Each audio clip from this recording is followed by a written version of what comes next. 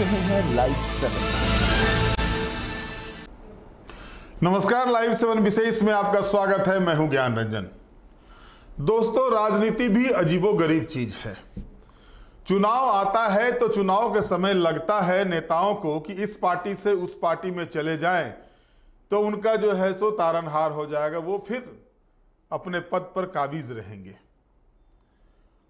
और आप याद कीजिए लोकसभा चुनाव के पहले का दृश्य।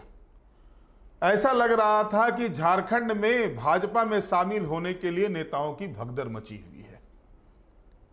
और इसी भगदड़ में कांग्रेस पार्टी की गीता कोरा और गुरु जी की बड़ी बहू सीता सोरेन भी भाजपा में आई। लेकिन एक साल के अंदर ही अब ये सवाल उठने लगे हैं, आखिर कहां गुम हो गई सीता और गीता? क्या हुआ है सीता और गीता का? भारतीय जनता पार्टी में वो कहां हैं? ढूंढते नजर नहीं आ रही है सीता और गीता। गीता कोड़ा को तो भारतीय जनता पार्टी ने प्रवक्ता भी बना दिया है। लेकिन आप देखिए, सप्ताह में दिन तय किया हुआ प्रवक्ताओं को पार्टी कार्यालय में बैठने का, प्रेस कॉन्फ्रेंस करने का, राफिया नाज का प्रेस ब्रीफिंग आ जाता है और जो नए नए प्रवक्ता बने हैं उनका आ जाता है। लेकिन गीता कोड़ा का खबर नहीं आता। कहां है गीता कोड़ा? और यही हाल लगभग बना हुआ है सीता सोरेन के साथ भी। हालांकि सीता सोरेन घर वापसी की पूरी गुंजाइश लगाई, लेकिन कहते हैं ना, घर में जब दो गुतनी के बीच में टकराव हो जाए तो फिर बड़ी मुश्किल होती है वापसी की। जानकारी तो यह मिली थी कि गुरुजी के जन्मदिन के बाद सीता सोरेन की पुनर्वापसी हो जाएगी झारखंड मुक्ति मोर्चा में, और लगभग बातें फाइनल भी हो चुकी थी। लेकिन उसके बाद नहीं चला किसी का, क्योंकि जो मेन कमांडर बनी हुई है झारखंड मुक्ति मोर्चा की, और जिसने लोकसभा और विधानसभा चुनाव में अपने क्षमता से दिखाया कि कैसे भारतीय जनता पार्टी के दिग्गजों को नाके चने चबाए जाते हैं, वो काम कल्पना सोरेन ने की थी। और पार्टी के भीतर जो उन्होंने अपना वजूद बनाया है, जिस तरह का एक अपना ऑरा तैयार किया है, उस ऑरा से बाहर निकलना पार्टी के लिए भी मुश्किल हो रहा है। उनकी बातों को इग्नोर करना भी मुश्किल हो रहा है। और जो जानकारी मिली, यहां तक कि भारतीय जनता पार्टी के अंदर भी ये चर्चाएं शुरू हो गई थी कि सीता सोरेन पुनर्वापसी कर जाएगी झारखंड मुक्ति मोर्चा में। लेकिन बाद में भारतीय जनता पार्टी के अंदर ही यह भी चर्चा होने लगी कि शायद कल्पना सोरेन नहीं चाहती हैं कि सीता सोरेन की वापसी हो, क्योंकि कल्पना सोरेन ने तो कभी भी अनर्गल बयानबाजी नहीं की थी सीता सोरेन को लेकर के। लेकिन कल्पना सोरेन को लेकर के सीता सोरेन और उनकी पुत्रियों ने हमला बोल दिया था जब वो भारतीय जनता पार्टी में शामिल हुई थी। कोई ऐसा मौका नहीं होता था जिसमें कि कल्पना सोरेन के खिलाफ सीता सोरेन और उनकी पुत्रियां अपना भड़ास नहीं निकालती थी, और पुनर्वापसी की गुंजाइश भी उनकी खत्म हो गई। ऐसा नहीं है कि सिर्फ सीता और गीता ही हैं जो कि भारतीय जनता पार्टी में शामिल होने के बाद गुमनामी में चली गई हैं। कई नेता, कई विधायक रह चुके लोग पार्टी में आए, चुनाव जो जीते वो तो पार्टी में हैं, रह गए। लेकिन जो चुनाव हार गए भारतीय जनता पार्टी में आने के बाद, उनकी स्थिति क्या हुई? या तो वह फिर घर वापसी कर गए, या फिर उनका भी नाम गुमनाम में अंकित हो गया। यह स्थिति बनी हुई है। अब याद कीजिए ना, कहां है लोबिन हेम्ब्रम? पिछले ही अगर हम देखते हैं विधानसभा चुनाव के पहले की बात करते हैं तो कहां है लोबिन हेम्ब्रम? ताला मरांडी झारखंड मुक्ति मोर्चा में चले गए फिर से। एक महिला नेत्री थी संथाल परगना में, लुइस मरांडी, उसके साथ किस तरह का व्यवहार हुआ कि उन्होंने झारखंड मुक्ति मोर्चा का दामन थामा और अभी वो विधायक बनी हुई हैं। तो ये स्थिति ऐसा नहीं है कि सिर्फ सीता गीता के साथ ही है। भारतीय जनता पार्टी में आने के बाद जो लोग चुनाव जीत जाते हैं, जो नेता चुनाव जीत जाते हैं, उनकी तो स्थिति ठीक रहती है पार्टी के अंदर, वो पार्टी के अंदर बने रहते हैं। लेकिन जो चुनाव हार जाते हैं वो कहां चले जाते हैं पता नहीं चलता। आप कुणाल सारंगी को ही ले लीजिए, भारतीय जनता पार्टी में शामिल हुए, चुनाव हारे और उसके बाद फिर वो चुनाव से पहले ही झारखंड मुक्ति मोर्चा का दामन थाम लिया। सुखदेव भगत उदाहरण हैं उसके। और हमारे साथ जुड़ गए हैं फोन लाइन पर शंभुनाथ चौधरी जी, वरिष्ठ पत्रकार हैं। शंभू जी, स्वागत है आपका। बहुत बहुत धन्यवाद ज्ञान जी।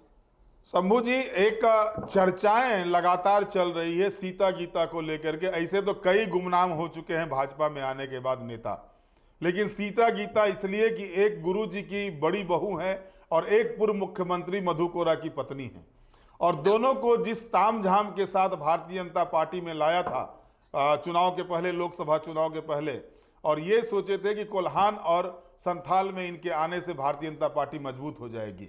आखिर वजह क्या है इन दोनों की गुमनामी में जाने का? देखिए, बीजेपी जो है वो उस पार्टी का स्ट्रेंथ क्या रहा है, वो पार्टी बढ़ी कैसे है? वो बढ़ी है अपने कैडर्स की बदौलत, कैडर्स को पहचान देकर बढ़ी है। और पार्टी उसने अपने आप को एस्टेब्लिश इसी तरीके से किया है कि अपनी पौधशाला में वो लीडर पैदा करने के लिए जानी जाती थी पार्टी।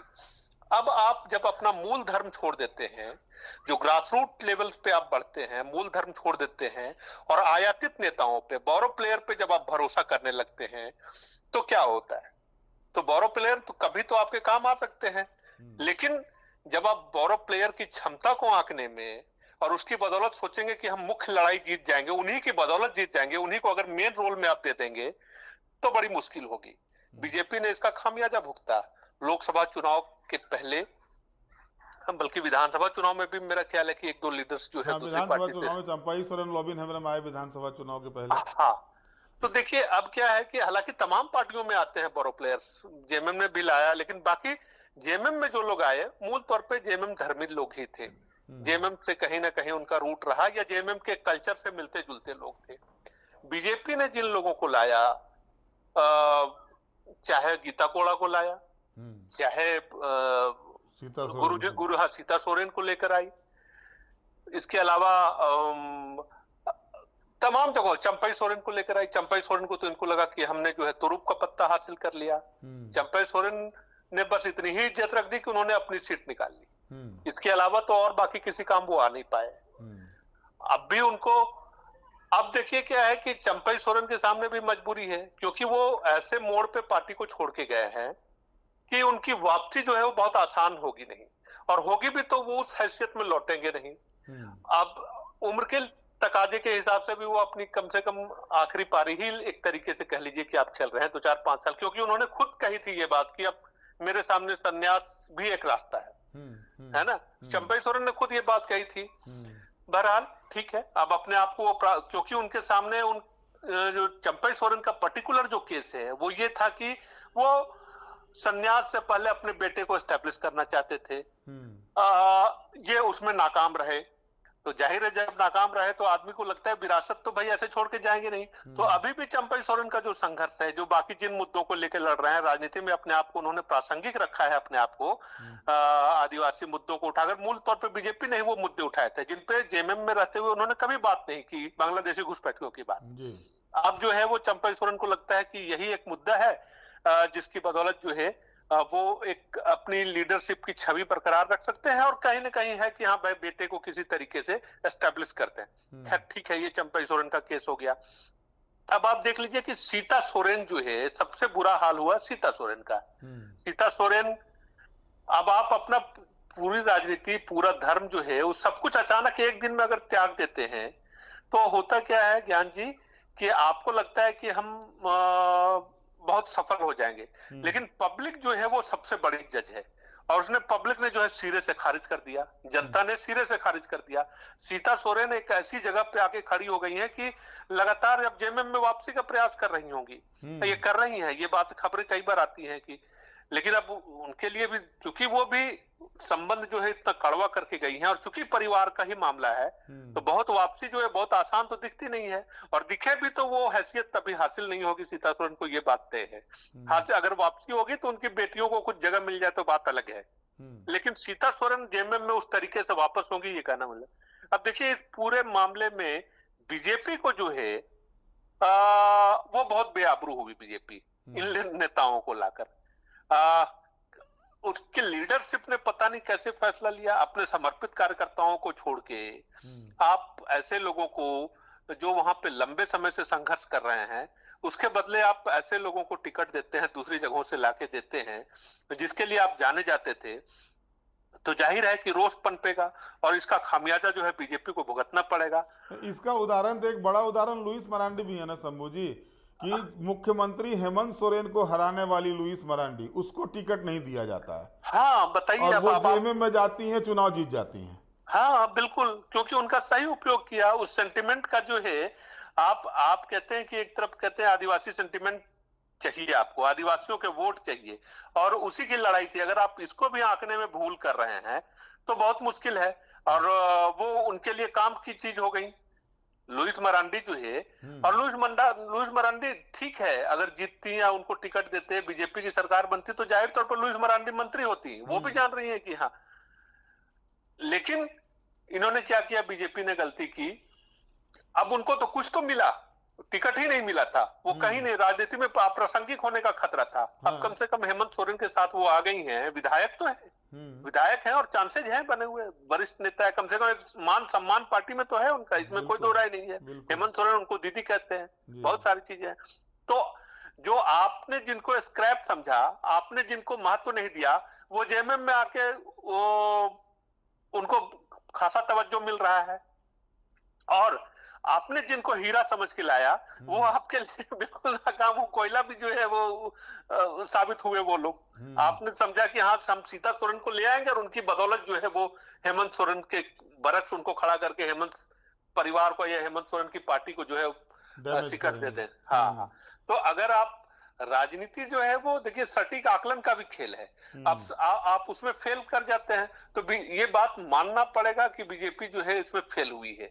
और अच्छा, ये नहीं लग रहा है शंभू जी कि जिस तरह से बीजेपी के द्वारा जो भी अभी सांगठनिक रूप पर हो, क्योंकि अब देखिए प्रदेश अध्यक्ष का चुनाव नहीं होना, सांगठनिक विस्तार उस तरह से नहीं होना, और जगहों पर जो है सो अब एक तरफ जो है सो बिना कुछ रहे हुए रघुवर दास लगातार कार्यक्रम कर रहे हैं, प्रदेश अध्यक्ष रहते हुए बाबूलाल मरांडी कुछ नहीं कर रहे हैं, उनका बयान आते रहता है, ट्विटर गेम और बयान गेम केवल चल रहा है। या बीजेपी में कुछ हौच पौच नहीं दिखाई दे रहा आपको? नहीं, देखिए बीजेपी जो है वो ये बात सही है कि अभी मुद्दों की लड़ाई में भी, जबकि हेमंत सोरेन सत्ता में है, इसके तमाम तरीके की चीजें जो है वो निकाली जा सकती हैं, लेकिन जब आप केवल ट्विटर पे लड़ेंगे और आपको लगेगा कि ठीक है आप तिरंगा यात्रा निकाल के या बाकी मोदी सरकार की वाहवाही करके बाकी सारी चीजें, हालांकि आप कह रहे हैं कि हाँ अभी 24 तारीख को इन्होंने प्लान बनाया कि हेमंत सोरेन के सरकार के खिलाफ प्रदर्शन करेंगे, लेकिन मुद्दे आप कहां से लाएंगे? मुद्दे तो आप कोई ऐसा मुद्दा खड़ा नहीं, कोई ऐसा जिसमें आक्रोश हो हेमंत सरकार के खिलाफ, ऐसे कोई मुद्दे को लेकर जनता के बीच जाएंगे तब ना। अन्यथा क्या है कि अब 24 तारीख को आप प्रदर्शन करेंगे, राज्यव्यापी सभी जगहों पे प्रदर्शन करने वाले हैं, लेकिन मुद्दा क्या है ये आप बता नहीं कह रहे कि हेमंत सरकार की नाकामी है, बाकी सारी चीजें हैं। तो भाई नाकामी को तो मुद्दा बनाना पड़ेगा ना, अब केवल ट्विटर से मुद्दा नहीं बढ़ेगा, वो बहुत बहुत जमीनी स्तर पे काम करना पड़ेगा। और हेमंत सोरेन जो है, अभी आप देखिए कि वो कम से कम आदिवासी सेंटिमेंट को समझने में और आदिवासी की लीडरशिप में अभी बीजेपी जहां से सोच रही है या जहां तक सोच रही है, हेमंत सोरेन उसके बहुत आगे सोच के चल रहे हैं। जैसा कि हमने भी फ्लाईओवर वाले केस में भी देखा, फ्लाईओवर में भी लग रहा था बीजेपी को कि हम आदिवासी सेंटिमेंट इसी बहाने जो है हमारे साथ आ जाएगा। जिस दिन आंदोलन बंद हुआ था उस दिन आप तमाम नेताओं के बयान देख लीजिए, हाँ बाबूलाल मरांडी का ट्विटर हैंडल देख लीजिए या किसी का भी देख लीजिए, इनको लग रहा था कि चलो आदिवासी नाराज होंगे तो हमारी तरफ आ जाएंगे। आपकी तरफ कैसे आएंगे? तब तक हेमंत सोरेन नाकाम करने के लिए अब देखिए अब कार्तिक उरांव का नाम जो है वो उन्होंने आजमा दिया, जो आंदोलन की अगुवाई कर रही थी। ये आरोप लग रहा था कि भाई बीजेपी जो है इसको हवा दे रही है इस आंदोलन को। तो हेमंत सोरेन अगर हवा दे रही थी कि नहीं दे रही थी ये बात मैं नहीं कहूंगा, लेकिन ये जरूर है कि आप नैतिक समर्थन तो उनको दे रहे थे, जो बंद कर रहे थे, जो इसका आंदोलन कर रहे हैं उनको आप समर्थन तो आज भी दे रहे हैं, लेकिन इसको हेमंत सोरेन ने अपने एक अस्त्र से जो है, वही मैं कह रहा हूं कि कितने आगे की सोच रखते हैं वो, और इस मामले में कि सेंटिमेंट जो है वो ज्यादा अच्छा बेहतर समझते हैं और नब्ज जो है वो बेहतर समझते हैं। बीजेपी में अब अभी कम से कम कोई ऐसा लीडर नहीं है कि जो हेमंत सोरेन की तरह आदिवासी नब्ज को, आदिवासियों के मन मिजाज को समझ सके, ऐसा कोई लीडर नहीं है। और आप चुप कर रहे हैं। सवाल यहीं पर उठता है कि अभी आप लगातार देखिए बेरों में भी चल रहा है धरना स्थल को लेकर के, और भी कई जगहों पर, और वहां पर आप गौर करेंगे तो गीताश्री उरांव है ना। अब गीताश्री उरांव पर एक सवाल ये भी उठ रहा है, और कल रामेश्वर उरांव का भी बयान आ गया इसको लेकर के। तो अब ये उठ रहा है कि जिस तरह से जो एरिया भाजपा और कांग्रेस के बीच में चलती थी लड़ाई, जहां पर वहां अब भाजपा और झारखंड मुक्ति मोर्चा के बीच की लड़ाई हो गई। जो रांची दक्षिणी छोटा नागपुर का जो एरिया था, वहां पर आप याद कीजिए कि चुनावी लड़ाई जो होती थी वो भाजपा और कांग्रेस के बीच होती थी, लेकिन कांग्रेस अब खत्म हो गई है वहां पर। अब वहां पर झारखंड मुक्ति मोर्चा वर्सेस भाजपा हो गई है। तो कहीं ना कहीं लग रहा है रामेश्वर उरांव को या फिर गीताश्री उरांव को कि इस एरिया में कांग्रेस पार्टी जो पहले थी उसकी हैसियत को वापस लाने के लिए वो आदिवासी सेंटीमेंट के साथ मतलब उसको उठाने की कोशिश कर रहे हैं। हाँ बिल्कुल, कांग्रेस को भी लगता था कि आदिवासियों के बीच जो जनाधार था कांग्रेस का, वो फुटेज जो है, अगर इलेक्ट्रॉनिक मीडिया की बात है, वो फुटेज भी हेमंत सोरेन के हिस्से में आ गया। तो केवल ऐसा नहीं है कि भाजपा कमजोर हो रही है भाई, आप कांग्रेस के सामने भी अपने आप को स्वतंत्र करने का या अपना राजनीतिक वजूद जो है वो स्वतंत्र तौर पे कायम करने का, इसका भी संकट हो गया है। हेमंत सोरेन जो है उनके शैडो में जो है वो कांग्रेस भी कहां चली गई है, वो छिप गई है। अब सारा क्रेडिट जो है वो हेमंत सोरेन को जा रहा है। अब कांग्रेस क्या करे? तो हेमंत सोरेन, अच्छा दूसरी बात ये है कि आप इस बात को समझिए कि सांगठनिक स्तर पर जेएमएम ने जो प्रयास शुरू किया, अब तक वो क्या मानती थी, वो अपने आप को मानती थी कि हम 20 से 30 सीटों, गुरुजी के समय ये 20 सीटों की पार्टी थी, हेमंत सोरेन के समय 30-35 सीटों की पार्टी हो गई। अब 35 पहुंच गए तो अब 42 में बहुत कम आंकड़ा में बचा है।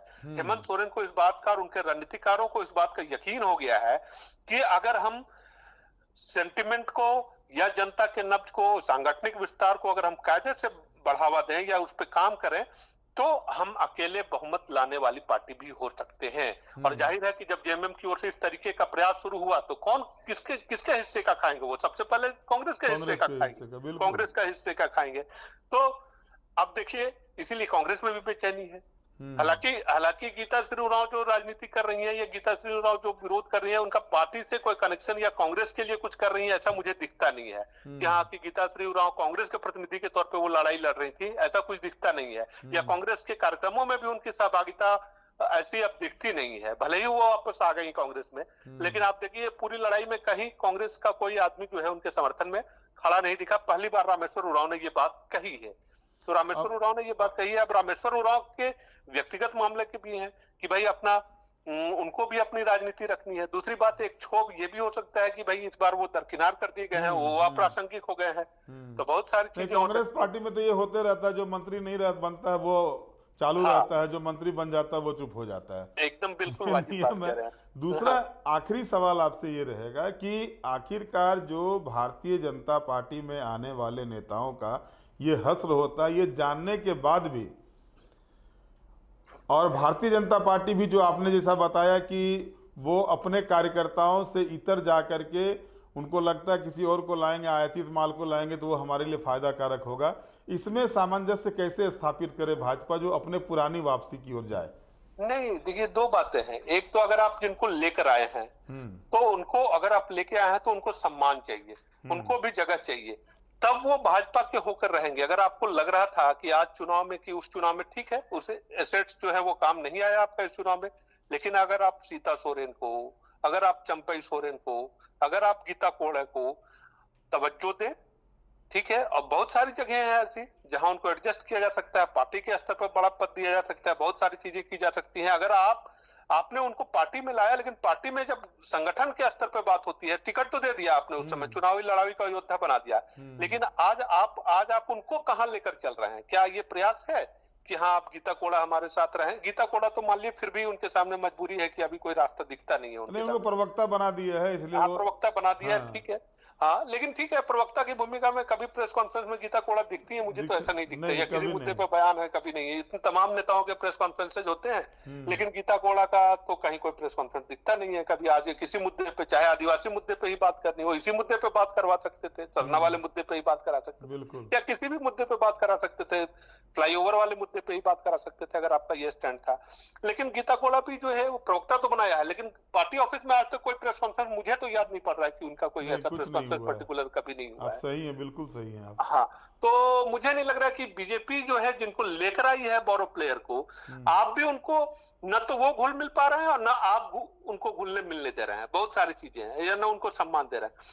तो अगर आपको लगता है, और ऐसा भी नहीं है कि सारे लोग चुके हुए लोग हैं, अगर आप उनको सम्मान देते, अपनी लड़ाई के किसी मोर्चे पे उनको तैनात करते, तो अब ये बात होती कि अगले चुनाव के लिए हो सकता है कि वो बड़े योद्धा के तौर पर तैयार होते हैं। लेकिन बीजेपी की जो आंतरिक राजनीति है वो भी उनको ऐसा करने से रोकती है। उनको लगता है कि भाई कोई आदिवासी का लीडर अचानक से कोई बड़ा हो जाएगा, तब तो बाकी जो आदिवासी लीडर हैं हाँ, उनको भी खतरा हो सकता है। लेकिन सवाल यह है कि भाजपा की जो भी पुरानी आदिवासी लीडर हैं वो भी नाकाम रहे हैं, और अभी अब किसी में ऐसा तेज तो नहीं बचा है। किसी की भी बात कर लीजिए आप, मैं आज की तारीख में कोई भाजपा में कोई ऐसा तेजस्वी आदिवासी लीडर नहीं है जो आदिवासी सेंटिमेंट का प्रतिनिधित्व करता है और उसको लेकर आगे बढ़ने की क्षमता हो। इसमें ऐसा कोई अवसर तो दिख नहीं रहा है अब तक, क्या ऐसा कोई तेवर जो है उनमें दिख नहीं रहा है। तो बहुत धन्यवाद शंभू जी हमारे साथ जुड़ने के लिए। बहुत धन्यवाद आपका ज्ञान जी। तो आपने स्पष्ट तौर पर सुना कि भारतीय जनता पार्टी लगातार जो है सो हर चुनाव के पहले आप देखेंगे कि आयातित नेताओं को इतना तवज्जो देती है, इतना तवज्जो देती है, लगता है कि वही तारनहार बन जाएंगे, उनके कार्यकर्ता जो है कहीं भी जाएं। और लगातार पिछले 3 चुनाव से, मैं विधानसभा चुनाव की बात कर रहा हूं, 2014 में भले ही पूर्ण बहुमत की सरकार भारतीय जनता पार्टी की बन गई, पूर्ण बहुमत आई नहीं थी, लेकिन आजसू पार्टी झारखंड विकास मोर्चा को तोड़ करके वो अपने आप को पूर्ण बहुमत की सरकार कह रही थी। लेकिन आप देखेंगे कि उस समय भी आयातित नेताओं की भरमार थी, क्योंकि उस समय मोदी लहर इस कदर था कि लोकसभा और विधानसभा दोनों में फायदा मिला मोदी लहर का। लेकिन उसके बाद के जो विधानसभा चुनाव हुए उसमें मोदी लहर काम नहीं आया भाजपा का, और स्थानीय नेताओं की इस कदर स्थिति बनी। ठीक है, रघुवर दास को ठिकरा फोड़ा गया 19 के चुनाव में, रघुवर के कारण से चुनाव हार गए। लेकिन 24 का चुनाव जो हुआ उसमें तो सारा तारमोदार बड़े आदिवासी नेता बाबूलाल मरांडी के पास था। चंपाई सोरेन को लाया गया था, गीता कोरा को लाया गया, मधु कोरा को लाया गया, अर्जुन मुंडा सब पत्नी चुनावी मैदान में उतरे, अपनी पत्नी के लिए काम कर रहे थे। इतने नेताओं के होने के बाद हेमंत की फिरकी ऐसी चली कि ये कहीं के नहीं रहे। और अब तो स्थिति है कि जो भी आयातित नेता आए, खास करके जो झारखंड मुक्ति मोर्चा और कांग्रेस से आए, वो कहाँ हैं उसका पता नहीं है। अब देखना यह है कि भारतीय जनता पार्टी के सांगठनिक स्तर पर लगातार जो उनके कार्यकर्ताओं का, जिस तरह से जो समर्पित कार्यकर्ता हैं उनको जिस तरह से हाशिए पर रखा जाता है, और चुनाव के समय खास करके, और जो बाहर से लोग आते हैं उनको तवज्जो दी जाती है, अगर यही प्रक्रिया चालू रही। अब देखिए, सांगठनिक चुनाव अब तक नहीं हो पाया है पूरी तरह से, ये स्थिति बनी हुई है झारखंड में भाजपा की। तो ऐसे में अब देखना है कि भाजपा जो हेमंत का तीर चल रहा है उस तीर का सामना अब कैसे करती है, क्योंकि थोथी बयानबाजी से कुछ होना नहीं है। सही बताया शंभू जी ने, बिना मुद्दे की भाजपा लड़ाई लड़ रही है, उनके पास मुद्दा कुछ नहीं है। लेटर लिखना, ट्वीट कर देना, बयान दे देना, इसके अलावा भाजपा कोई कार्यक्रम नहीं कर पा रही है। बहरहाल आज के विशेष में इतना ही। आप हमारे साथ जुड़े रहें, हमें लाइक करें, सब्सक्राइब करें। बहुत बहुत धन्यवाद, नमस्कार।